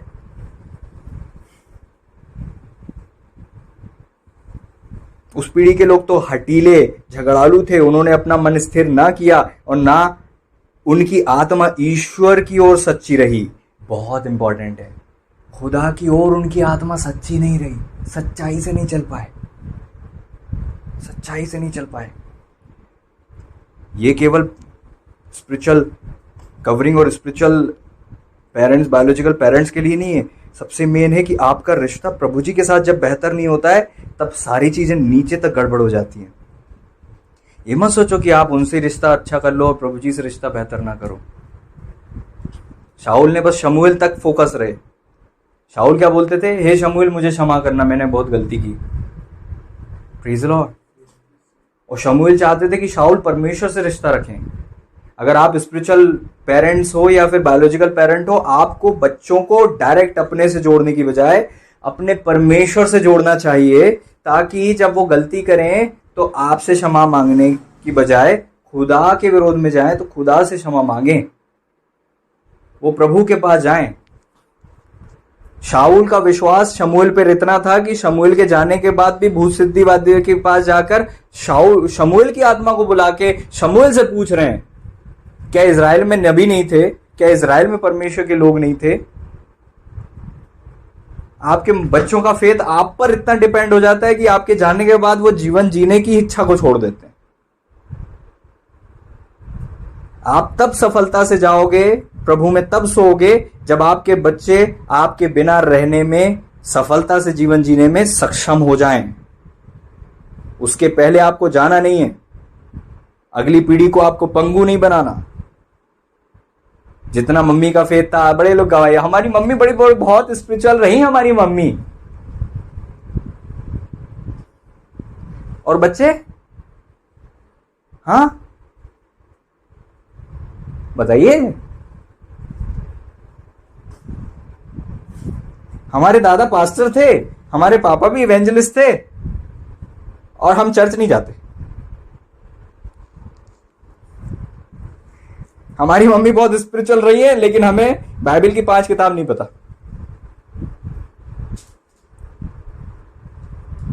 आपका स्पिरिचुअल होना काफ़ी नहीं है, वो ट्रांसफ़र हो रही है कि नहीं आपकी जनरेशन में, ये इम्पोर्टेंट है।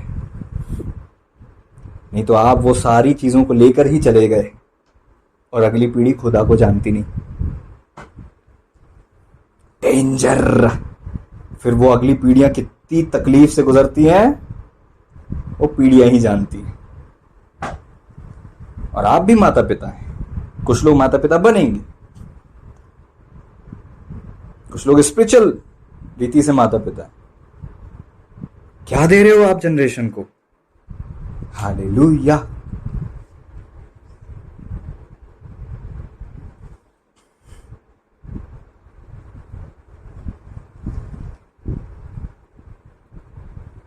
जब शाऊल ने गलती की, शमूएल को पता चला, बड़ा दुख हुआ। परमेश्वर को बहुत दुख होता है जब आप परमेश्वर के पीछे नहीं चलते हो। प्रभु को बहुत तकलीफ होती है जब आप प्रभु के पीछे नहीं चलते हो। प्रभु को बहुत कष्ट होता है। इसीलिए प्रभु कहते हैं कि मैं और क्या करना बाकी रह गया था जो मैं इनके लिए करता। मैंने एक दाग की बारी लगाई और मैंने उसको बहुत सींचा, मैंने उसको बहुत अच्छे से रखा। और क्या करना रह गया था मैं उनके लिए करता? और क्या बच गया था? कहाँ मेरी गलती हुई? कहाँ मैंने उसको ठीक नहीं किया? मालिक कहते मुझे 1 वर्ष और दीजिए, मैं और कोशिश करूंगा, मैं और इन्वेस्ट करूंगा, मैं और टाइम दूंगा।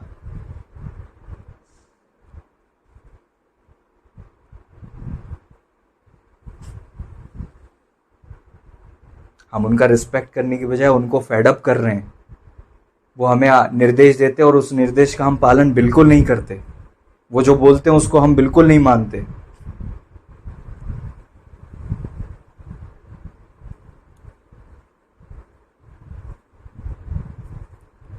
वो माता पिता जो द्वार बंद करके गए थे, इनके बच्चों के जीवन में खुला ही नहीं, बंद ही रहा जब तक कोई एक्सटर्नल परमेश्वर की ओर से इन्फ्लुएंस नहीं आया। आप लिमिटेड हो जाते हो जब आप गलती करते हो। आप लिमिटेड हो जाते हो जब आप अपने पेरेंट्स के प्रति गलती करते हो। लिमिट, आपकी सीमा बंध जाती है, आपको लिमिट कर देते हैं वो। फिर आप भरपूर कोशिश करते हो, उसके बाद भी आपका वैसा नहीं काम हो रहा होता, क्योंकि उन्होंने लिमिट कर दिया आपको। आपको केयरफुल रहना है कि आपका व्यवहार उनसे कैसा है और वहां से आपकी ट्यूनिंग बहुत बेहतर रहे।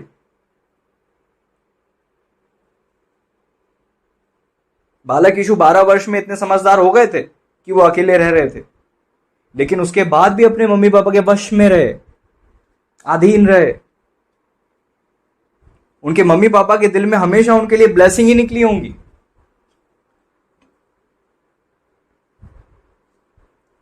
वचन कहता है प्रभु जी परमेश्वर और मनुष्यों के अनुग्रह में बढ़ते गए। इस धरती को परमेश्वर ने किसको दिया है पता है? मनुष्यों को। और आपको यहां भाग्यवान होना है, मनुष्य से मतलब नहीं।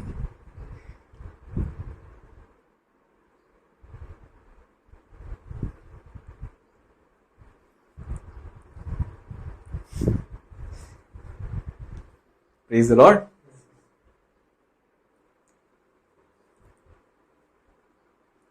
मनुष्यों के अनुग्रह में प्रभु बढ़ते गए। हालेलुया।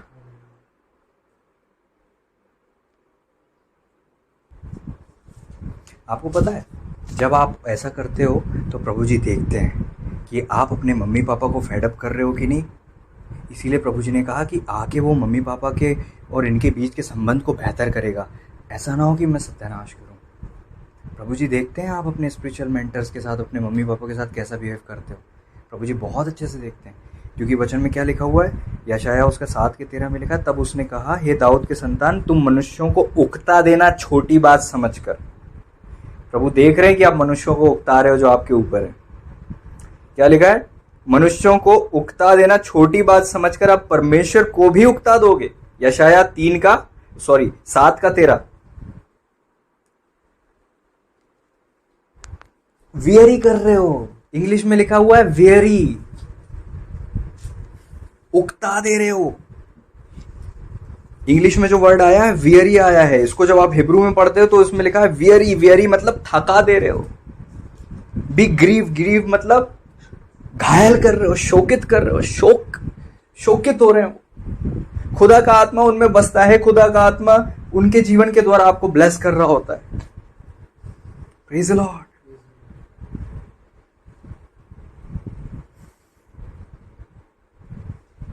ऑफेंड कर रहे हो, उनके विरोध में बलवा कर रहे हो। ओ प्रभु हमें ऐसी गलतियों से बचाएं। इफिसियों 6वें अध्याय में जब आप पढ़ते हो तो वहां पे लिखा है पहले दूसरे पद में अपनी मम्मी पापा का आदर करना है। स्पिरिचुअल मेंटर हमारी लाइफ में बहुत समय दे रहे हैं, मम्मी पापा हमारी लाइफ में बहुत समय देते हैं, और सबसे ज्यादा हम तंग भी।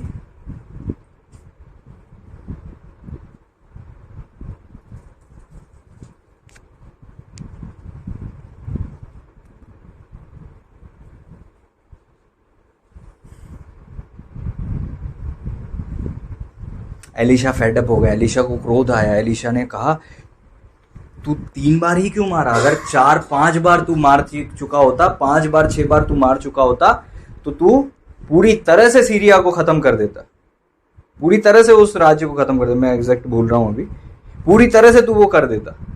पता है ना, जब उन्होंने कहा कि तू धनुष को तान और नीचे मार, उनने 3 बार मारा। वो क्रोधित हुए कि तूने ऐसी गलती क्यों की। अपना हाथ रख दिया, अपनी एनर्जी दे दी, अपनी अनॉइंटिंग ट्रांसफर कर दी।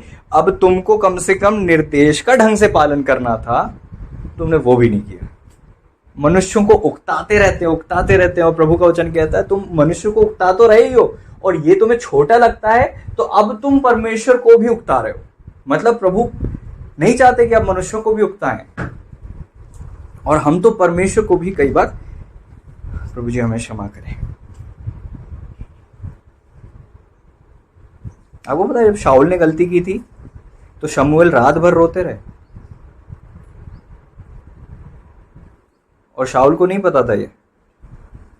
आपकी कुछ चीजों के कारण से आप अपने स्पिरिचुअल लीडर्स को जो घायल कर रहे हो ना, आपको वो सामने से कभी नहीं बताएंगे कि वो कितने पीड़ित हुए हैं, कितने रोए हैं, या फिर कितने घायल हुए हैं आपके कारण से, लेकिन आप कर रहे हो।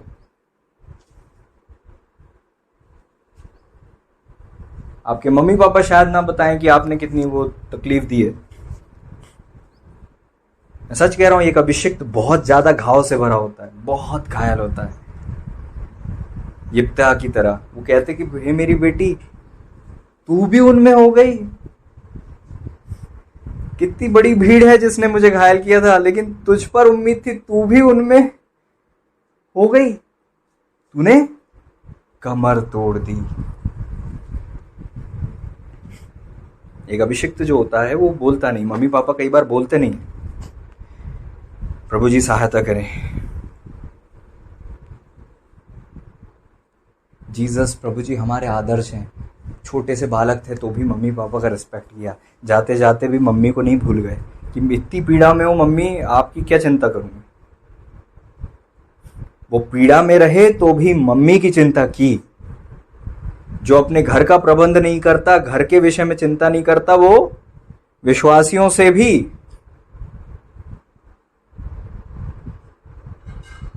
आप अगर घर का ही प्रबंध नहीं कर रहे, घर की केयर नहीं कर रहे, आप स्पिरिचुअल कर रहे हो, तो आप स्पिरिचुअल नहीं हो। आपकी स्पिरिचुअलिटी हो सकता है आपकी लाइफ में होगी। वचन कहता है कि तुम विश्वास से भी मुकर गए हो, पीछे हट गए हो, अगर तुम घर का प्रबंध नहीं करते। लोगों को यह गवाही नहीं आनी चाहिए कि मसीह के लोग ऐसे होते हैं, बिल्कुल नहीं।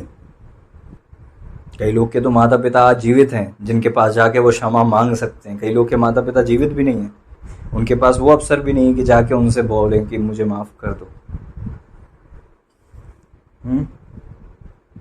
और पता है लोग सॉरी आदत हो गई मुझे तो सॉरी बोलने से आप नहीं सुधरते हो। पता है सॉरी बोलने से बस आपको ये मिल जाता है फायदा कि भैया उनने माफ कर दिया तो अब सब ठीक हो गया, लेकिन आप बताओ फिर वही गलती करते हो, क्योंकि सॉरी बोलना सॉल्यूशन नहीं होता।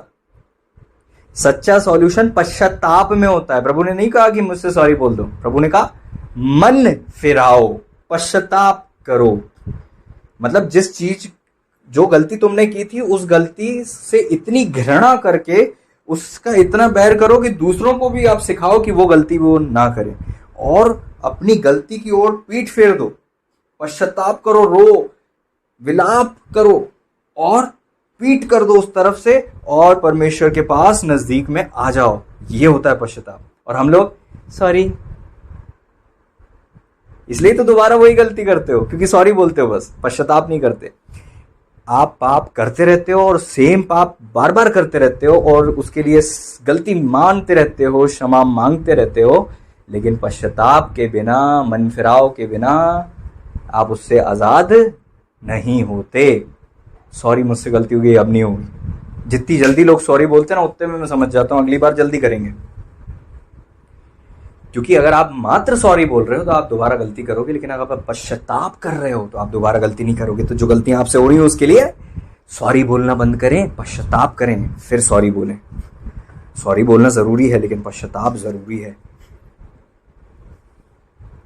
Praise the Lord.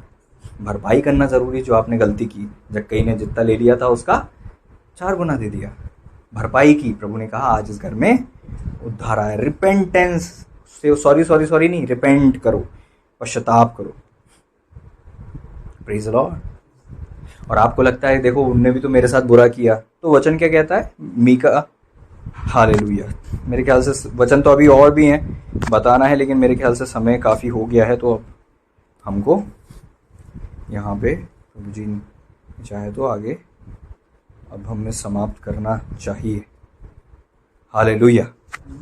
और भी वचन है, अगर प्रभु जी ने चाहे तो भविष्य में हम देखेंगे। आइए हम दुआ करें, इस बात से सीख जाएं कि प्रभु जो गलती हमने की हम मानते हैं। बहुत कुछ सीखा है आपने, क्या आपने सीखा है कुछ?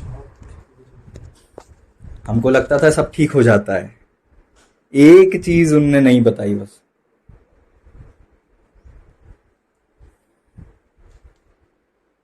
हालेलुया। प्रभु जी हम आपके पावन पवित्र चरणों में आते हैं, जाने अनजाने में जो गलतियां मुझसे हो गई, हमसे हो गई, हम आपसे क्षमा मांगते हैं। हम प्रार्थना करते हैं पिता हमारी सहायता कीजिएगा। मनुष्यों को उकता देना छोटी बात समझते हैं और हम आपको भी उकताते हैं, क्योंकि आपने जो लीडर भेजे, आपने जो खुदा अपने आत्मा से हमें भरा, प्रभु आपने सब कुछ हमें दे दिया और हम आपके आत्मा को शोकित करते हैं। पवित्र आत्मा परमेश्वर जी मैं आपसे क्षमा मांगता हूँ। लोग इस बात को नहीं जानते, इनको लगता ओ पिता परमेश्वर, इसलिए ये लोग भटक जाते हैं।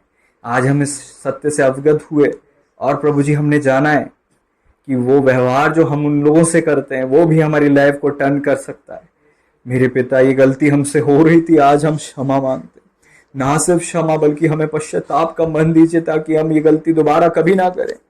पिता परमेश्वर पश्चाताप का मन दीजिए लॉर्ड। प्रभु जी प्लीज हमें पश्चाताप का मन दीजिए ताकि हम ये गलतियां ना करें।